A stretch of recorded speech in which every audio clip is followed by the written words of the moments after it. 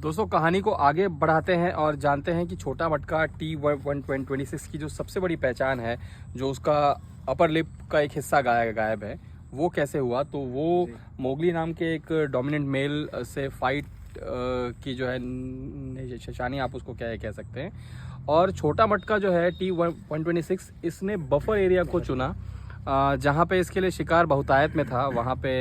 वहाँ से उसने कैटल का शिकार करके अपने आप को तगड़ा किया और बाद में इसने बहुत बड़े बड़े टाइगर्स को हराया, जिसमें एक बहुत बड़ा नाम आता है बजरंग जी। बजरंग वही टाइगर है जिसने ताडोबा अंधारी टाइगर रिजर्व के सबसे बड़े टाइगर स्कारफेस के साथ फाइट किया। हालांकि जीत हार का फैसला वहाँ नहीं हो पाया था, लेकिन फाइट तो वो बहुत ज़बरदस्त रही थी। तो बजरंग को पहले किल किया उसने, और उसके बाद उसका जो है दूसरा शिकार जो था वो था ब्रह्मा नाम का एक टाइगर। ब्रह्मा डोमिनेंट मेल तो नहीं था, लेकिन फिर भी ब्रह्मा एक ऐसा टाइगर था जो फुल ग्रोन था जी।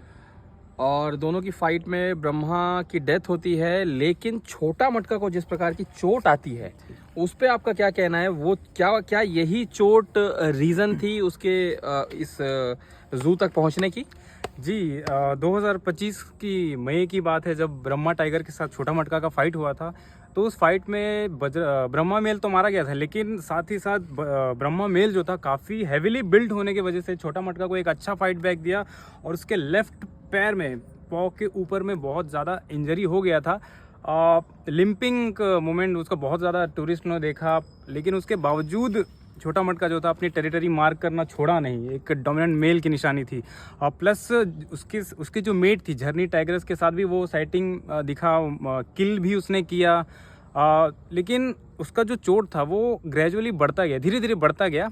तो ये नोटिस आया, फॉरेस्ट डिपार्टमेंट के नज़र में आया। लेकिन अब टूरिज़्म इतना ज़्यादा बढ़ चुका था, ताडोबा मीन्स छोटा मटका दोनों एक बराबर देखने लगे। तो टूरिस्ट के चलते इतना ज़्यादा प्रेशर बना चंद्रपुर से नागपुर कोर्ट ने, तो उसे ऑर्डर दिया कि किसी तरीके से बेसिक ट्रीटमेंट दिया जाए छोटा मटका को।